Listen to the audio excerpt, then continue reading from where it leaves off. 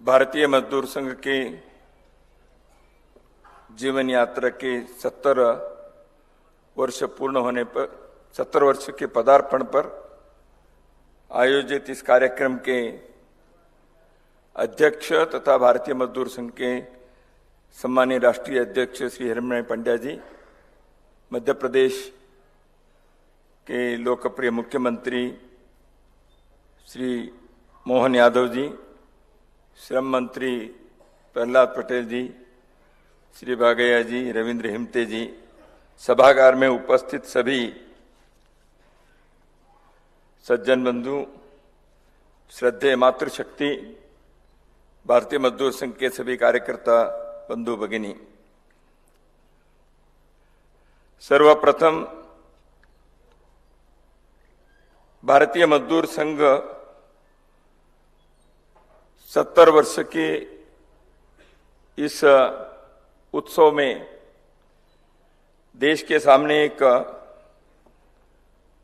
उदाहरण प्रस्तुत करते हुए 7 दशकों की जो यात्रा पूर्ण करते हुए श्रमिक क्षेत्र में अपने एक स्थान बनाकर न केवल भारत के लिए अपितु विश्व के मजदूर क्षेत्र के लिए एक दिशा और दृष्टि देने की महती भूमिका निभा रही है। इस अवसर पर भारतीय मजदूर संघ के समस्त कार्यकर्ता परिवार को मैं समाज के हम सब की ओर से हार्दिक अभिनंदन व्यक्त करता हूं।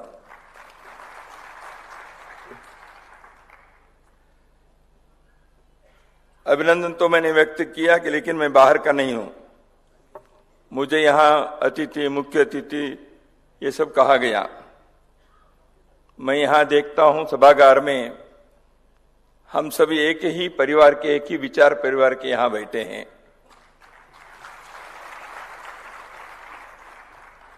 उनमें से कुछ लोग मंच पर हैं, शेष लोग सभागार में हैं। हम परिवार के अंदर अपने ही एक भाई के जन्मदिन मनाते हैं तो कैसे सभी लोग इकट्ठे होते हैं, ऐसे हम इकट्ठे हुए हैं। कोई मजदूर क्षेत्र में कार्य कर रहा है, कोई व्यक्ति निर्माण के संघ के शाखा में कार्य करने वाला यहाँ बैठा है, कोई राजनीतिक क्षेत्र में प्रशासन को, शासन को चलाने के लिए उस स्थान पर बैठे हैं, कोई समाज के विभिन्न क्षेत्रों में राष्ट्रीय पुनर्निर्माण के कार्य के लिए ही अपने अपने भूमिका निभाने के लिए बैठे हुए एक ही परिवार के सदस्य हम सभी लोग यहाँ हैं। यदि आज अतिथि हैं तो यहाँ 2 लोग हैं। एक हैं एनएफआईटीयू के श्री दीपक जायसवाल जी और अपने टीयूसीसी के डॉक्टर एसपी तिवारी जी। यह हमारे परिवार में जैसे रिश्तेदार किसी अच्छे कार्यक्रम में पहुंच जाते हैं बुलाने पर, ऐसे आए हैं। इसलिए हम इनका परिचय भी कराया, स्वागत भी कराया। तो ये भी अभी हमारे लिए दूर के नहीं हुए, ये भी अपने परिवार के ही बड़े परिवार के अंग बन गए। वो भी मानते हैं, ऐसे मेरा विश्वास है।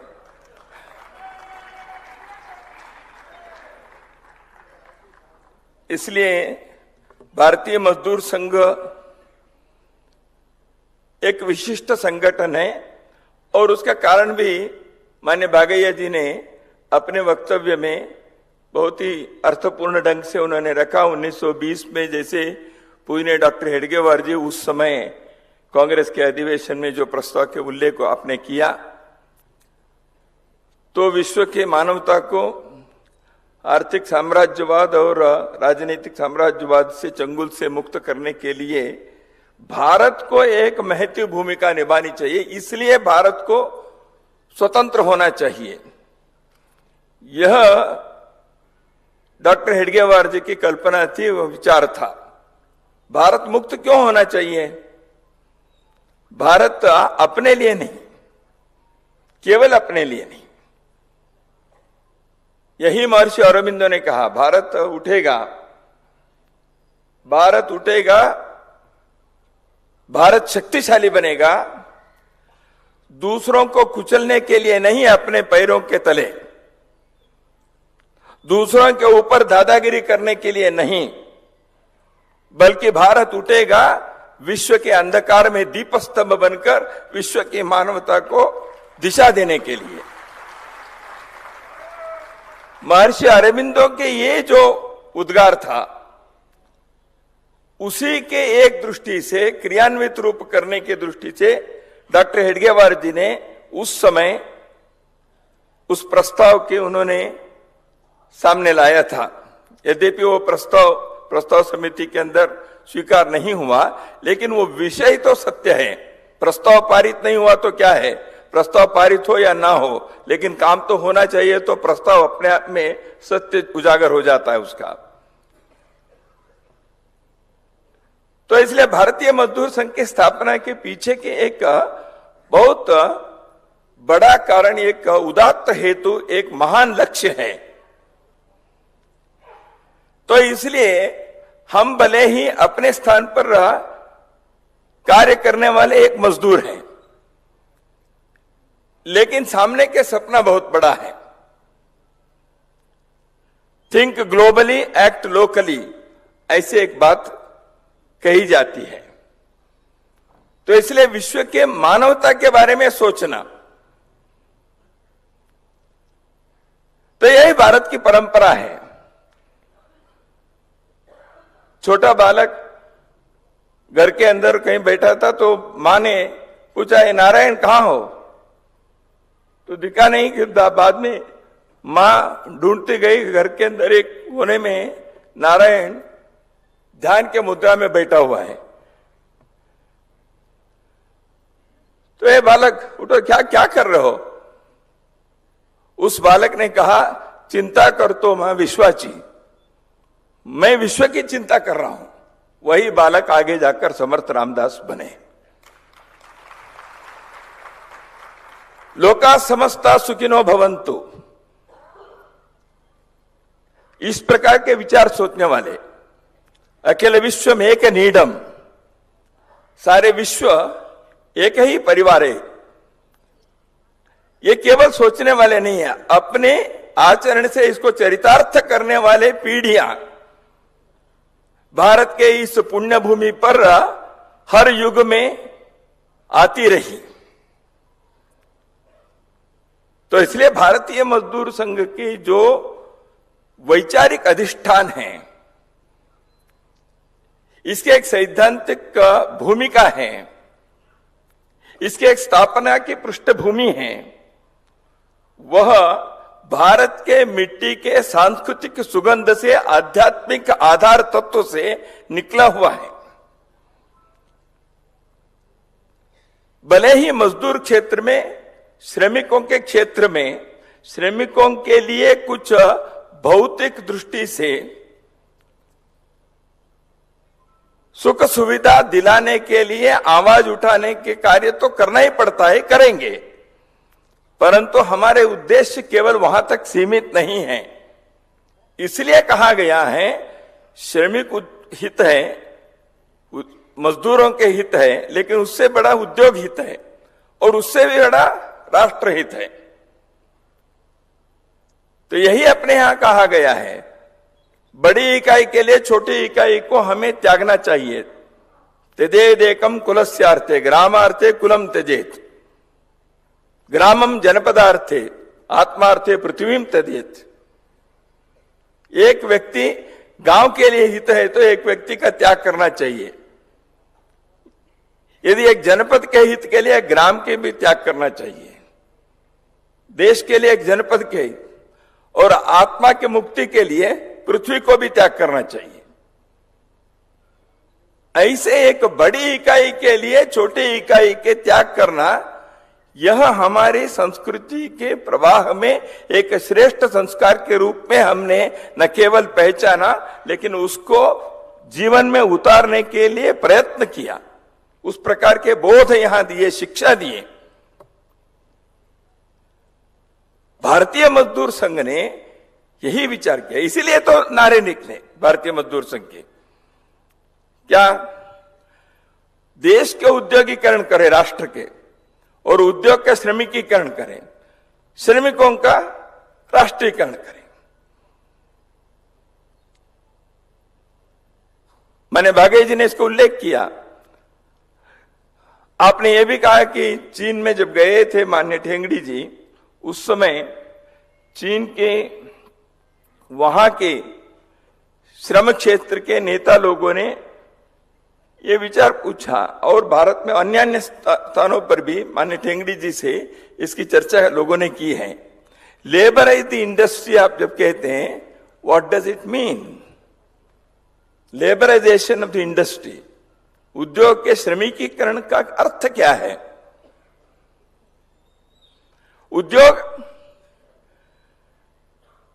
केवल किसी एक व्यक्ति के पूंजी से नहीं बनता।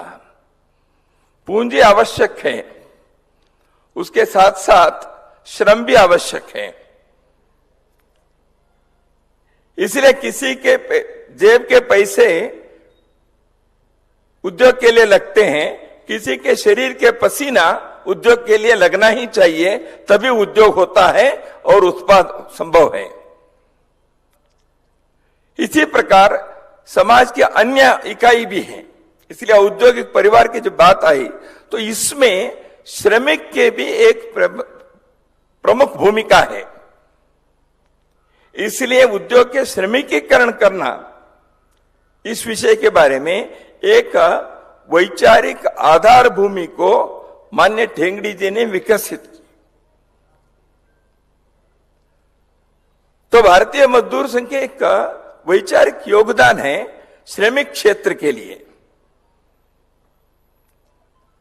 उसमें राष्ट्र के बारे में है, उद्योग परिवार के विचार हैं, श्रमिकों की भूमिका के बारे में है।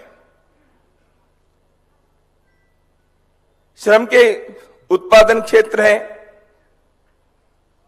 कारखाने हैं, खेती हैं, सेवा के क्षेत्र हैं, संगठित सेवा के क्षेत्र हैं, असंगठित सेवा के क्षेत्र हैं।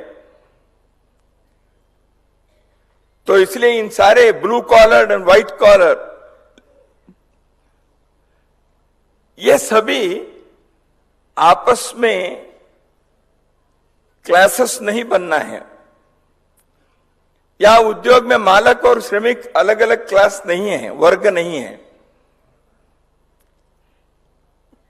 इसलिए वर्ग बनेगा, वर्ग के आपस में संघर्ष होंगे, इसलिए समाज संघर्ष से ही आगे बढ़ेगा।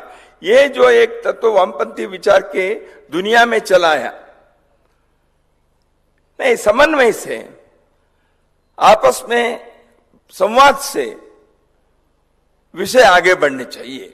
जीवन संघर्ष से नहीं, समन्वय से विकसित होता है। जीवन के हर क्षेत्र के अंदर भी ऐसे एक पारिवारिक भाव के समन्वय होना चाहिए। परिवार के अंदर संघर्ष से परिवार टूटता है, परिवार बिखरता है, परिवार नष्ट हो जाता है। ऐसे ही राष्ट्र एक परिवार है। इस परिवार के हर इकाई के अंदर ऐसे आपस में समन्वय और संवाद चाहिए। लेकिन अपने अधिकार की बात भी होती है। आज लोकमान्य बाल गंगाधर तिलक जी के जन्म दिवस से प्रारंभ में प्रदेश अध्यक्ष ने हमें स्मरण भी दिलाया, और स्वतंत्रता आंदोलन के और एक प्रमुख व्यक्ति चंद्रशेखर आजाद के भी जन्म दिवस है। लोकमान्य तिलक जी ने कहा, स्वराज्य मेरा जन्मसिद्ध अधिकार है, मैं और उसको लेके ही रहूंगा। तो जन्मसिद्ध अधिकार है किस लिए? क्योंकि मुझे कर्तव्य निभाने हैं, इसलिए, केवल अधिकार के लिए नहीं। वह अधिकार मुझे 10 कर्तव्यों को निभाने के लिए वह दरवाजा खोलता है, वह अवसर देता है, मुझे वह प्रेरित करता है। इसलिए उस अधिकार की बात कहते हैं। वो अधिकार केवल मेरे अहंकार के लिए, मेरे स्वार्थ के लिए नहीं। इसलिए श्रमिकों के, नारियों के, महिलाओं के, युवकों के, विद्यार्थियों के, किसानों के अधिकार की बात जब होती है वह अधिकार समाज से संघर्ष करने के लिए नहीं, दूसरों को कुचलने के लिए नहीं, वर्ग निर्माण करके आपस में लड़ाने के लिए नहीं। इस भाव को हमें यदि ध्यान में रखेंगे तो भारतीय मजदूर संघ ने उद्योग परिवार जो कहा, औद्योगिक परिवार, इस बात को हम समझ पाएंगे। इस वैचारिक आधार भूमि को, इस अधिष्ठान को श्रमिक क्षेत्र में, उद्योग के क्षेत्र में तर्क के आधार पर, अनुभव के आधार पर, अध्ययन के आधार पर रखने का कार्य माननीय ठेंगड़ी जी ने और भारतीय मजदूर संघ के समस्त नेतृत्व ने आज तक करते आए हैं और आगे भी इसको करना ही पड़ेगा।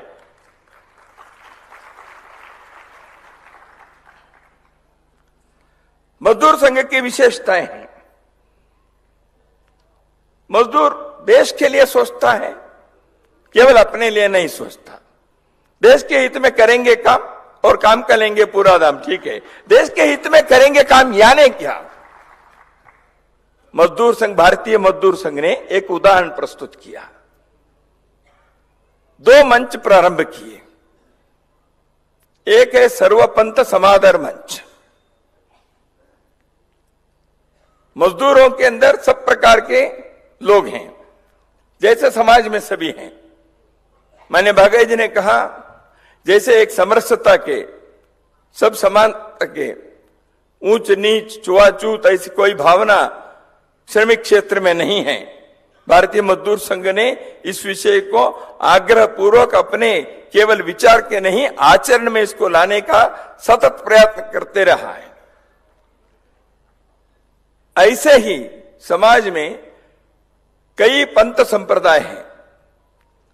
मजदूर भी अपने अपने घर में अपने अपने पंथ संप्रदाय के ही अनुयायी हो सकते हैं, स्वाभाविक है। लेकिन मजदूर क्षेत्र में हम सर्वपंथ समादर मंच स्थापना करने के कारण क्या है? भारतीय मजदूर संघ ने, ये तो श्रमिकों का विषय नहीं है, ये तो आर्थिक विषय नहीं है, ये तो मजदूरों के अधिकार का विषय नहीं है, ये तो रोजी रोटी का विषय नहीं है।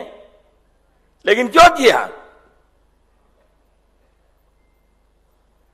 देश के दृष्टि से भी सोचने वाले लोग, ऐसे मजदूर, भले ही हम पंथ संप्रदाय से अलग अलग हैं, लेकिन हम सब एक हैं। केवल आर्थिक कारण से नहीं है, सांस्कृतिक दृष्टि से हम एक हैं, राष्ट्र के, संस्कृति के, राष्ट्र के हिसाब से हम एक हैं। यह हमारे ध्यान में सदैव रहना चाहिए। इसलिए ये बात मजदूर संघ ने आग्रह पूर्वक सामने रखी।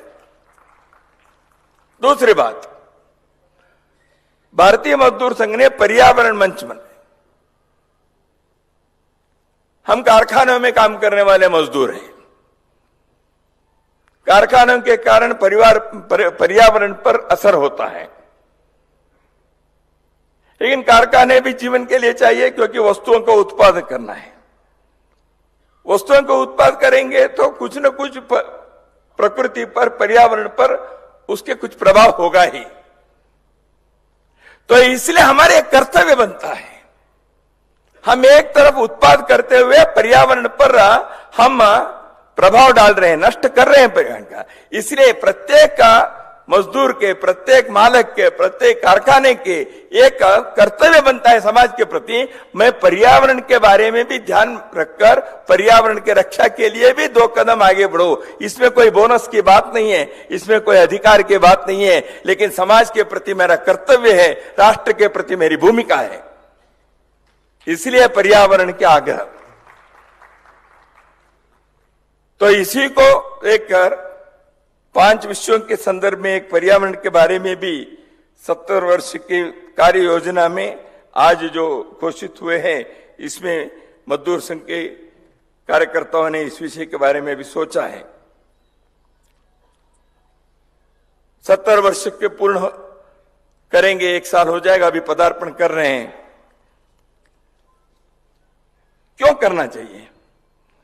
किसी भी एक संस्था के, किसी भी एक संगठन के जीवन में 10 साल, 20 साल, 25 साल, 100 साल होना यह स्वाभाविक है, होते रहेगा। 70 वर्ष कि इस अवसर पर क्या बात अपने को सोचनी चाहिए, क्यों करने चाहिए। पहली बात यह है, भारतीय मजदूर संघ 70 वर्ष के इस अवसर पर जितने लोग इस संगठन को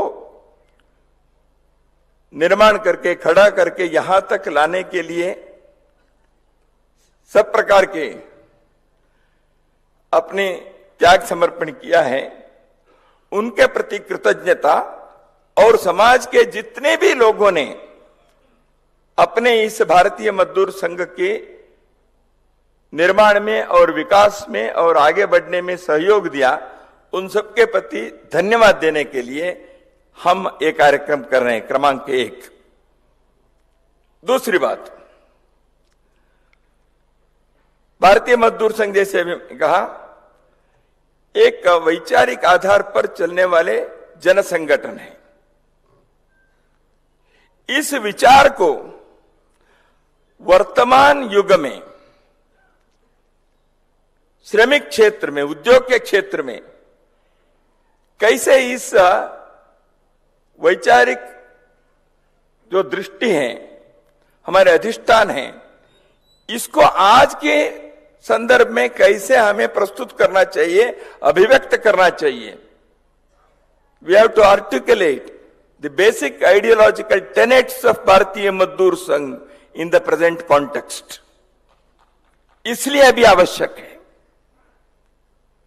तीसरी बात, हम भारतीय मजदूर संघ के कार्यकर्ता हैं, करोड़ों की संख्या में हैं। हमें एक पुनः संकल्प करना चाहिए। हम जिस कारण से भारतीय मजदूर संघ के कार्यकर्ता बने हैं, भारत के गौरव के लिए, भारत के वैभव के लिए, राष्ट्र के हित के लिए, उसके लिए हम समर्पित होंगे। बीएमएस की क्या पहचान? त्याग, तपस्या, बलिदान। ये हम नहीं छोड़ेंगे। इसलिए उस संकल्प के प्रति हम समर्पित हैं। हम देश के सबसे बड़े श्रमिक संगठन हो सकते हैं, हुए हैं, अच्छी बात है। हम दुनिया के श्रमिक क्षेत्र में, उद्योग क्षेत्र में एक महती भूमिका निभाने के ऐसे एक उच्च स्थान पर हम पहुंच रहे हैं, अच्छी बात है।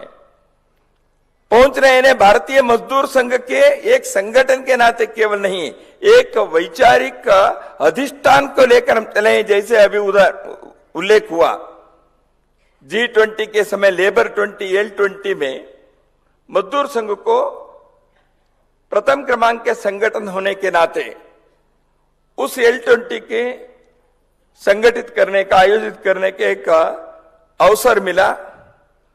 उस अवसर को लेकर सभी के सामने उन्होंने विचार रखने का प्रयत्न किया और विश्व के अन्य अन्य देशों से आए हुए इस क्षेत्र के, श्रमिक क्षेत्र के लोगों ने, उद्योग क्षेत्र के लोगों ने इस विचार के बारे में वो उत्सुकता व्यक्त किए, समझने के प्रयत्न किए, सराहना किए। तो इसलिए भारत की एक दृष्टि है, भारत के इस दृष्टि को, भारत के इस विचार को विश्व भर में फैले हुए श्रमिक क्षेत्र के बीच रखने का और वहां इस विषय को समर्थन दिलाने के एक बड़ा प्रयत्न करने के लिए आगे बढ़े हैं। तो इसलिए हमें ऐसे स्थिति में हम अपने संगठन इतना बड़ा हो गया, अनुकूलता मिली, इसलिए भारतीय मजदूर संघ के कार्यकर्ता गर्व महसूस करें, ये स्वाभाविक है। हमें आनंद हो, यह अत्यंत सहज है, होना भी चाहिए। लेकिन हम अपने कर्तव्य पथ से विचलित हो जाएं, यह अपेक्षित नहीं है। इसलिए अपने को, हम जिस पथ पर चले हैं आज तक, उससे हम विचलित नहीं होंगे। इसलिए हमारी पहचान जो त्याग, तपस्या और बलिदान है, हमारी जो पहचान प्रामाणिकता के, पारदर्शिता के हैं, हमारी पहचान जो सामूहिकता के हैं, हमारी पहचान जो राष्ट्र सर्वोपरि है, उस पहचान को बनाए रखेंगे। इस विषय के लिए हम पुनः संकल्प करना, ये तीसरा कारण है हम 70 वर्ष के इस उत्सव को मनाने का। तो इसलिए भारतीय मजदूर संघ आज देश में और दुनिया में कई प्रकार की नई चुनौतियां सामने आ रही है, तो इसलिए विचार करना पड़ेगा। मजहबी कट्टरवाद विश्व में फैल रहा है। हिंसा के बल पर मजहबी कट्टरवाद को फैलाने का प्रयत्न विश्व के कई देशों में करते हुए हम देख रहे हैं। विश्व की मानवता त्रस्त है। भारत इसलिए हम पंथ संप्रदाय के सर्व समादर के जो विचार हमने रखा,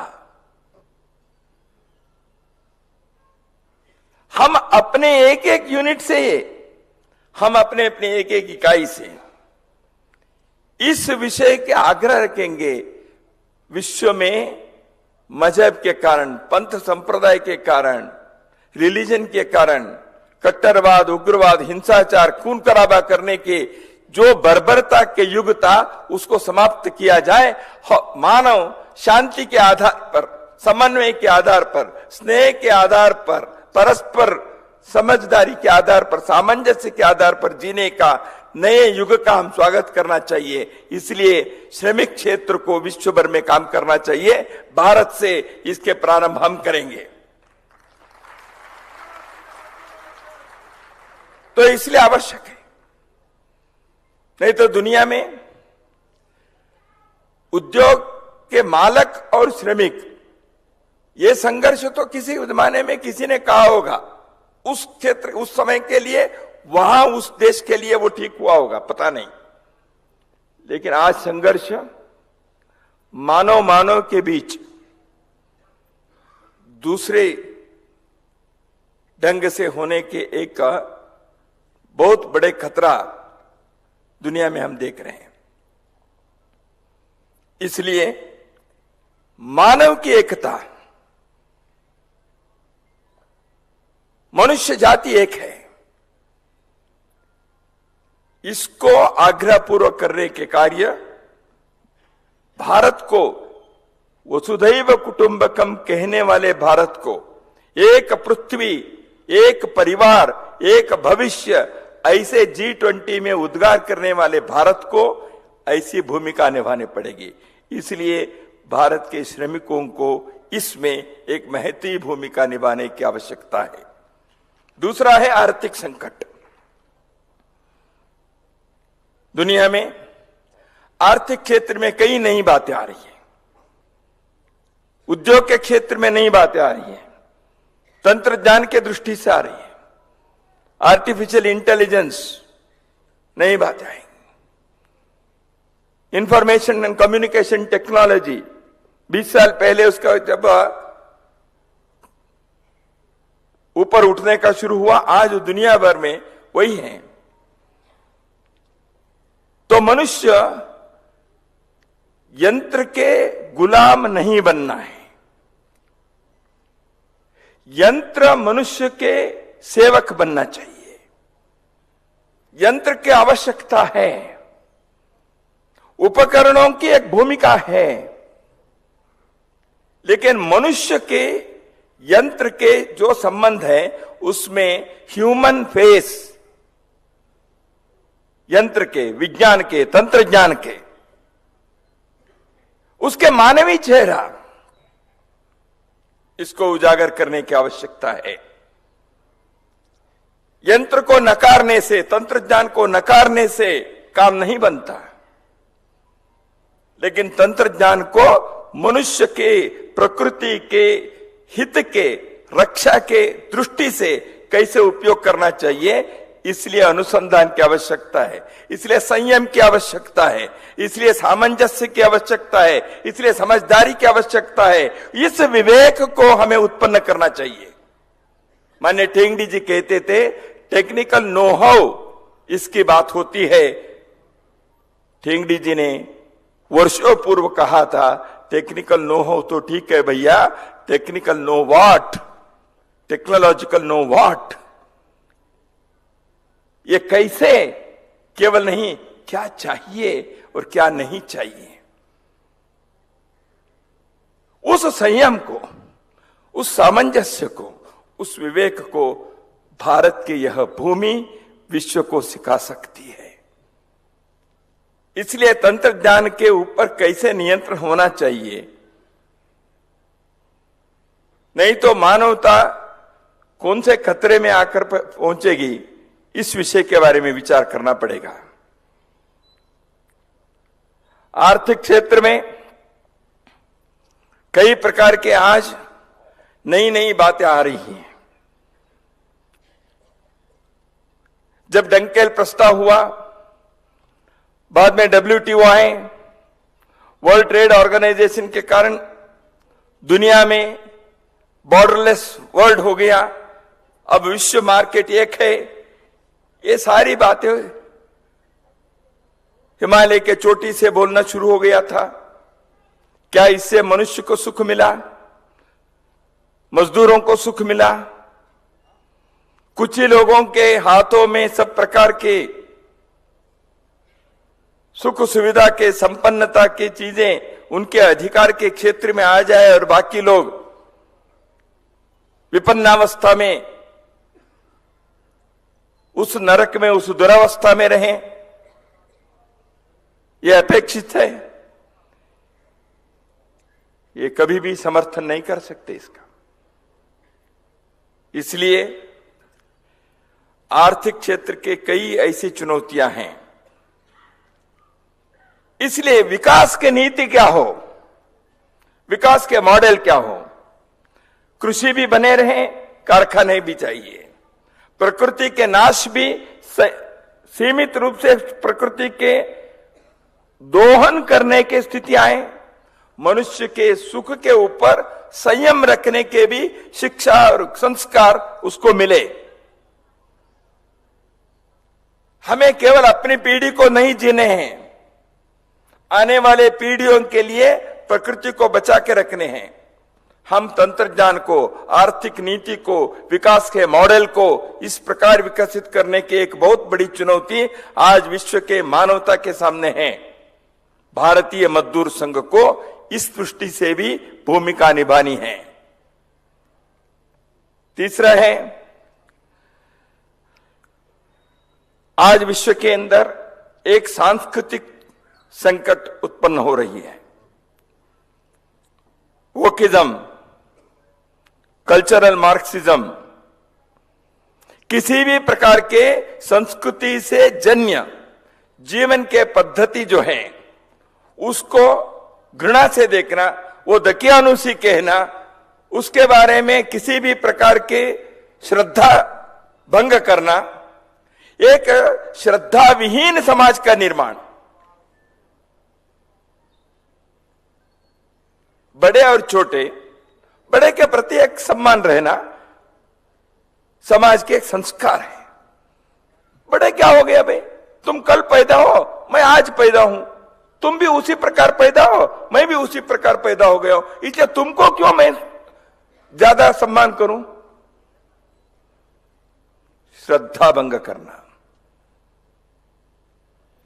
जीवन केवल तंत्र ज्ञान से, विज्ञान से, आर्थिकता से, राजनीतिक कानूनों से, संविधान के अनुच्छेदों से नहीं बनता। जीवन संस्कृति से, संस्कार से, सभ्यता के अनुभव से।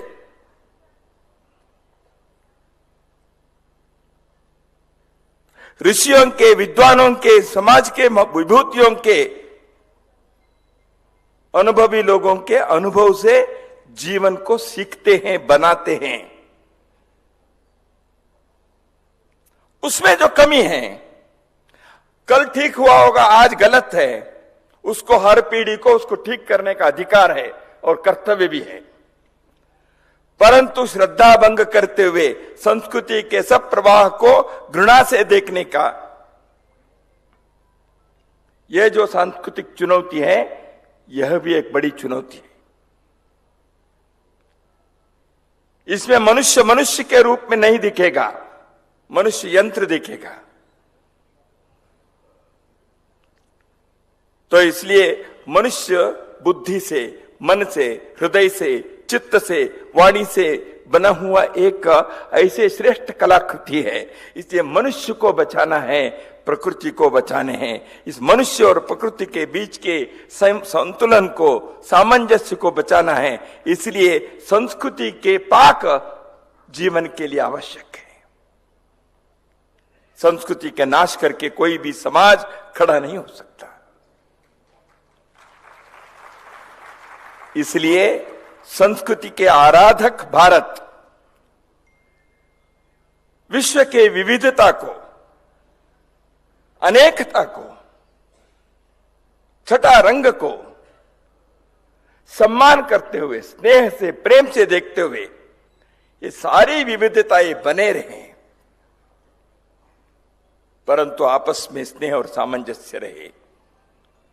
इस प्रकार के एक वसुंधरा परिवार को बनाने का, संस्कृति के इस श्रेष्ठ कार्य को अपने भूमि में जो युगों युगों से हम करते आए हैं, उसको आधुनिक काल में कैसे करना, इस चुनौती को स्वीकार करना चाहिए। इसलिए मजहबी कट्टरवाद, आर्थिक और तंत्रज्ञान के संकट और चुनौती और सांस्कृतिक क्षेत्र के संकट और चुनौती, इन बातों के बारे में श्रमिक क्षेत्र के लोगों को भी विचार करना ही पड़ेगा, क्योंकि हम केवल मजदूरों के अधिकार के लिए खड़े नहीं हुए, यद्यपि वह कार्य आवश्यक है। जन संगठनों की भूमिका बनती है, वो विद्यार्थियों के, किसानों के, मजदूरों के, महिलाओं के, जितने भी मास ऑर्गेनाइजेशंस होते हैं, उनके दायित्व होता है, उनकी भूमिका होती है। देश और समाज के प्रति अपने प्रतिबद्धता के साथ अपने भूमिका निभाए और अपने क्षेत्र में वर्तमान युग के आवश्यक संस्कृति के जड़ के आधार पर आधुनिक काल के लिए अनुकूल, काल सुसंगत नए मॉडल्स को विकसित करने के लिए हम कार्य करें, यह आवश्यक है।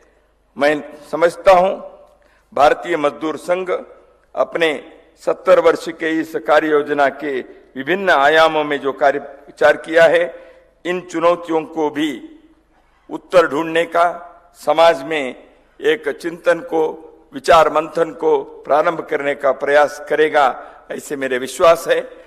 क्योंकि भारतीय मजदूर संघ एक वैचारिक अधिष्ठान का संगठन है।